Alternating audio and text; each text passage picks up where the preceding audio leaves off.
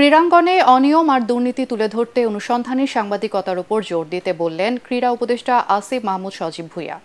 দুপুরে জাতীয় ক্রীড়া কমপ্লেক্সের ক্রীড়াঙ্গনের সার্বিক উন্নয়নে ক্রীড়া সাংবাদিকদের সাথে মতবিনিময় সভায় তিনি জানান, অন্তর্বর্তী সরকার একেবারে তৃণমূল থেকে কাজ করতে চায়। রিপোর্ট করছেন SM আশরাফ। কথায় নয়, কাজে বিশ্বাসী।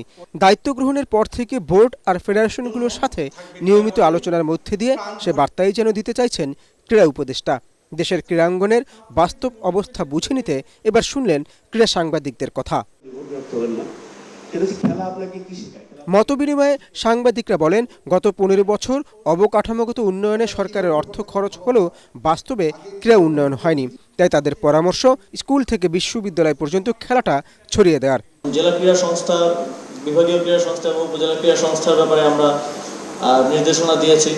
সেগুলোকে বিরাজনীতিকরণ করার জন্য এবং যারা ক্রীড়ানুরাগী এবং ক্রীড়া সংশ্লিষ্ট তাদেরকে দিয়ে পুনর্গঠন করার জন্য নির্দেশনা দিয়েছে এবং ফেডারেশনগুলোকেও যাতে সেভাবে পুনর্গঠন করা যায় সেই জন্য একটা সার্চ কমিটি আমরা গঠন করেছি। সাংবাদিকদের দেওয়া পরামর্শগুলো নিয়ে কাজ করার কথা বলেন আসিফ মাহমুদ। সাথে পরামর্শ দিলেন কন্টেন্ট নির্ভর না হয়ে বস্তুনিষ্ঠ সংবাদ প্রচার করার। থাম্বনেইলের সাথে বা ক্যাপশনের সাথে কন্টেন্টের মিল খুঁজে পাওয়া মাঝে মধ্যে কষ্ট হয়ে যায়। কিছু নিউজ অনেক প্লেয়ারদেরকে মানে ইনস্ট্যান্ট বড় একটা টুর্নামেন্টের আগে প্লেয়ারের সাইকোলজিকে ডিস্টার্ব করার মতো অনেক নিউজ হয় এবং সেগুলো অনেকগুলোই অ্যাজাম্পশন বেসড নিউজ আমি দেখেছি আর কি। আমি অ্যাডভাইজার হিসেবে বলছি না, আমি এটা একজন দর্শক হিসেবে দেখেছি।